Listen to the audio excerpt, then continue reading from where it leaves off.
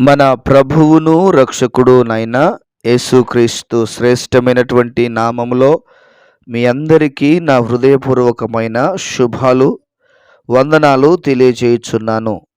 ఈరోజు దేవుని యొక్క వాక్యము యెహెజ్కేలు గ్రంథము 18వ అధ్యాయము 28వ వచనాన్ని చదువుకుందాం.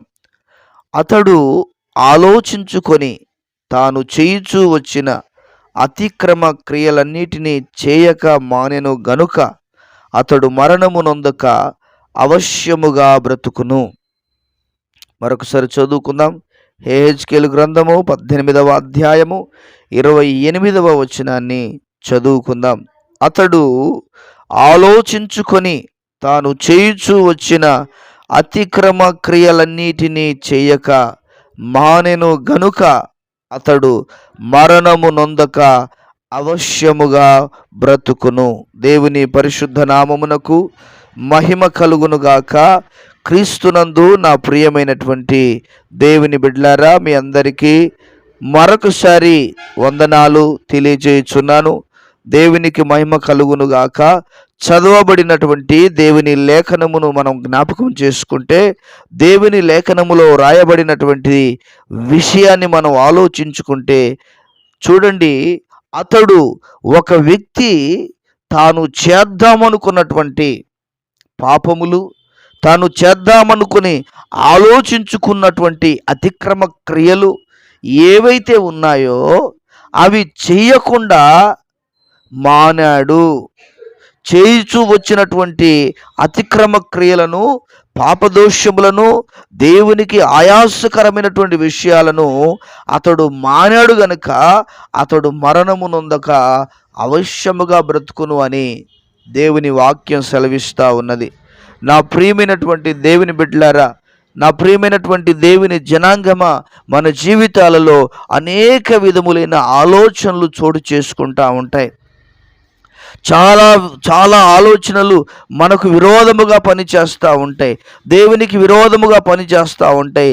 మనకు వచ్చేటువంటి ఆలోచనలో ఎక్కువ శాతము చెడుకు సంబంధించినటువంటి ఆలోచనలు, చెడుకు సంబంధించినటువంటి తలంపులు, చెడుకు సంబంధించినటువంటి ఉద్దేశాలు. నా ప్రియమైన దేవుని బిడ్డలారా, ప్రతిది కూడా దాదాపుగా దేవునికి ఆయాసమును కలుగచేసేదిగా ఉంటూ ఉన్నదన్న సంగతి మీకు నేను జ్ఞాపకం చేస్తా ఉన్నాను. అయితే దేవుని వాక్యం ఏమంటుంది అంటే, ఒక వ్యక్తి పాపిగా ఉన్నాడు, ఒక వ్యక్తి దోషము చేసే వ్యక్తిగా ఉన్నాడు, ఒక వ్యక్తి దేవునికి ఆయాసకరమైనటువంటి మార్గంలో పనిచేస్తూ ఉన్నటువంటి వ్యక్తి, కరుడు గట్టినటువంటి వ్యక్తి, పాపములో మునిగి తేలినటువంటి వ్యక్తి ఒకవేళ తన మనస్సు మార్చుకొని తాను చేయాలనుకున్నటువంటి ఆ దోషములు, తాను ఆలోచించుకున్నటువంటి ఆ పాపదోషములు ఎవరైతే చేయకుండా ఆపుతారో వారు నిశ్చయముగా బ్రతుకుతారని దేవుని లేఖనం సెలవిస్తూ ఉంది. నా ప్రియమైన దేవుని బిడ్డలారా, ఈరోజు నా కుటుంబంలో సమాధానము లేకపోవడానికి, ఒంట్లో ఆరోగ్యము లేకపోవడానికి, ఆర్థిక పరిస్థితులతో, ఆర్థికమైనటువంటి ఇబ్బందులతో చతికిల పడడానికి, అప్పుల బాధతో బాధపడడానికి, రకరకాల సమస్యలకు నా ప్రియదేవుని బిడ్డలారా కారణం ఏమిటంటే మనలో ఉన్నటువంటి పాపము అన్న సంగతి మర్చిపోవద్దు. దేవునికి ఆయాసకరమైనటువంటి జీవితాన్ని జీవించేటువంటి మన జీవితాలలో ఉన్నటువంటి పాపమే మన యొక్క అభివృద్ధికి, మన యొక్క ప్రియమైన దేవుని బిడ్డలారా ఆశీర్వాదానికి అడ్డుపడుతుంది అన్న సంగతిని నేను మీకు జ్ఞాపకం చేస్తూ ఉన్నాను. ఏ ఇంట్లోనైతే భయభక్తులు కలిగిన కుటుంబంగా ఉంటారో, ఏ ఇంట్లోనైతే దేవుణ్ణి ఆరాధించేటువంటి వ్యక్తులుగా ఉంటారో, దేవుణ్ణి ప్రేమించే వ్యక్తులుగా ఉంటారో ఆ కుటుంబం వర్ధిల్లుతూ ఉంది, ఆ కుటుంబం దీవించబడతా ఉంది, ఆ కుటుంబం ఆశీర్వదించబడతా ఉంది. కారణం ఏమిటంటే ఆ కుటుంబంలో పాపమునకు చోటు లేదు.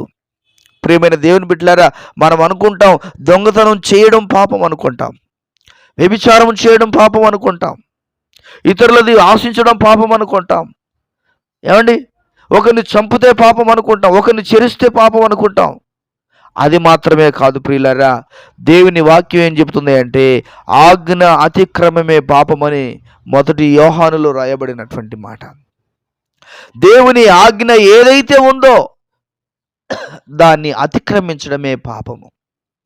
ప్రియులారా, ఏదెనులో ఉన్నటువంటి అవ్వ ఆదాములు వ్యభిచారం చేయలేదు, దొంగతనం చేయలేదు, నరహత్య చేయలేదు, పరుల సొమ్మును ఆశించలేదు.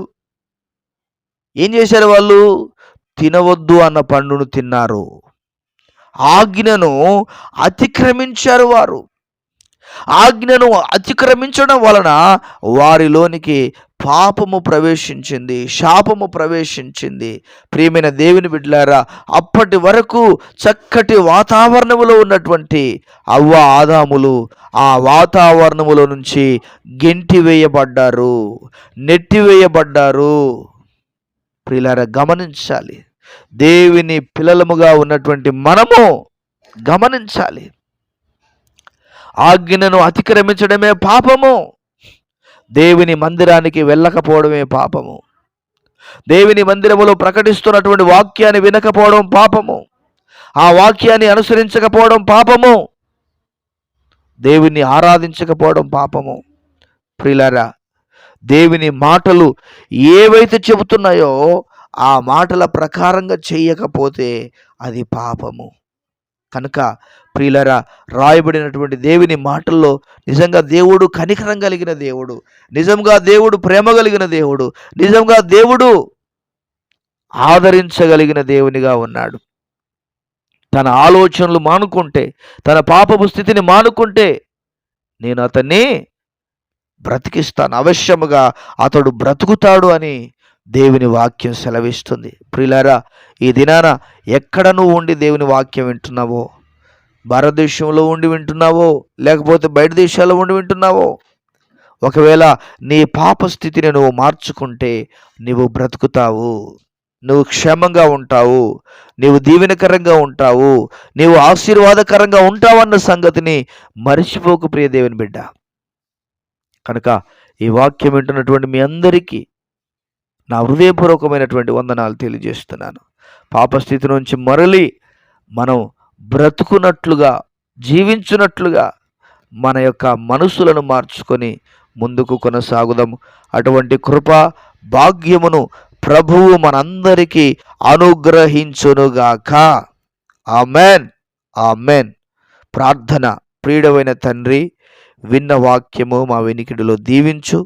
విన్న వాక్యం మా వినికిడిలో ఫలించున్నట్లుగా, మా వినికిడిలో దీవించబడినట్లుగా, మా వినికిడిలో ఆశీర్వాదకరముగా మార్చబడినట్లుగా మీరు కృప చూపించి సహాయము దయచి ప్రతి బంధకాలు, ప్రతి అవరోధాలు, ప్రతి అడ్డంకులు యేసుక్రీస్తు నామములో తొలగిపోవునుగాక. ఘనమైన కార్యాలు జరిగించమని ప్రార్థన ఆలకించినందుకు వందనాలు, స్తోత్రాలు చెల్లిస్తూ యేసు ఉన్నతమైన నామములో ప్రార్థన చేసి వేడుచున్నాము తండ్రి. ఆమెన్. దేవుడు మనందరినీ దీవించి ఆశీర్వదించునుగాక. ఆమెన్.